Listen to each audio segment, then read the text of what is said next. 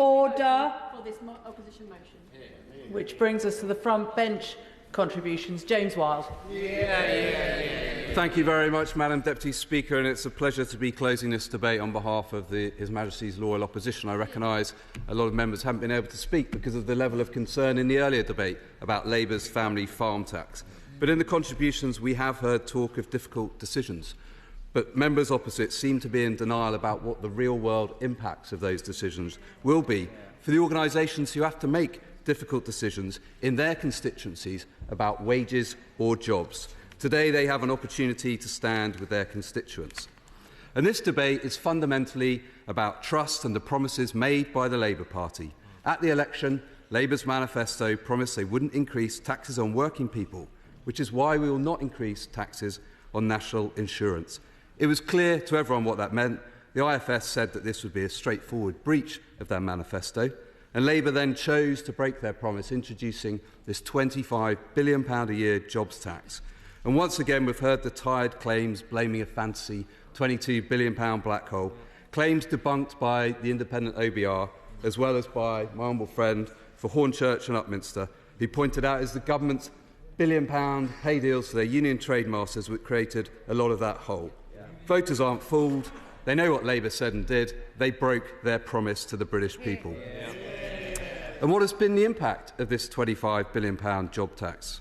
Well, business confidence is plummeting. Output has already reduced for the first time in over a year. The Chief Secretary and members opposite again claimed the impact of this measure is limited. But even in the very limited impact assessment he referred to, HMRC estimates that 940,000 businesses will lose out in net terms, with an average annual tax increase of £800 per employee. The average employer losing out will see their liabilities increase by £26,000 a year. And it's working people who pay the price with lower wages, higher prices and fewer jobs. Many honourable members across the House have spoken about the impact on charities and organisations in their constituency. My thrill-seeking honourable friend for Hamble Valley, who I'm glad is in one piece, spoke about the hit that will come to hospices who provide vital care and the higher costs that they will see of tens of millions of pounds. Charities will face a £1.4 billion higher bill. Marie Curie alone will have a £3 million hit to their costs.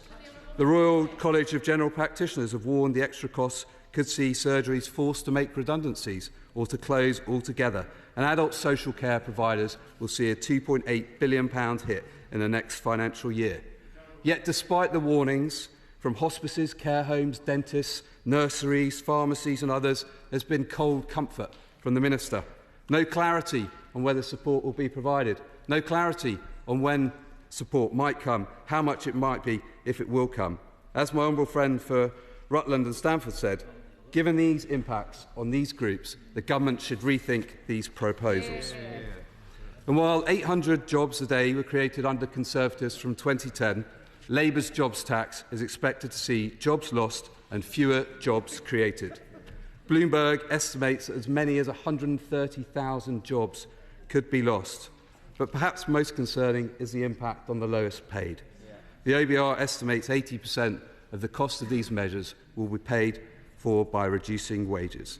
And reducing the level at which employer NICs is levied from £9,100 to £5,000 a year will particularly hurt part-time, female and younger workers. The OBR expects this measure to raise £17.7 billion a year on average.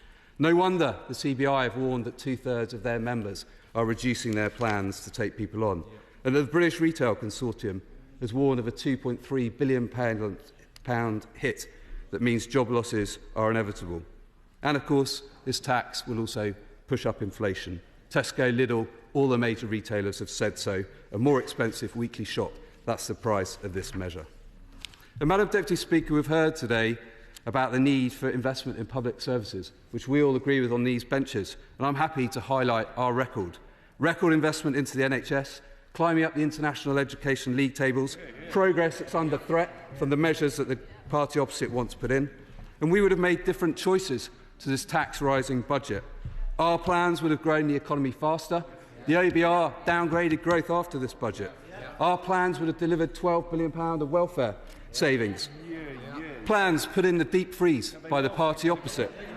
And our plans would have improved productivity in the public sector. Getting back to pre-COVID levels would save £20 billion a year. Madam Deputy Speaker, they asked for ideas. There are the ideas. Madam Deputy Speaker, 4 million jobs were created under Conservative government since 2010. Youth unemployment cut by 40%. 1 million more disabled people into work. The fastest growing economy in the G7.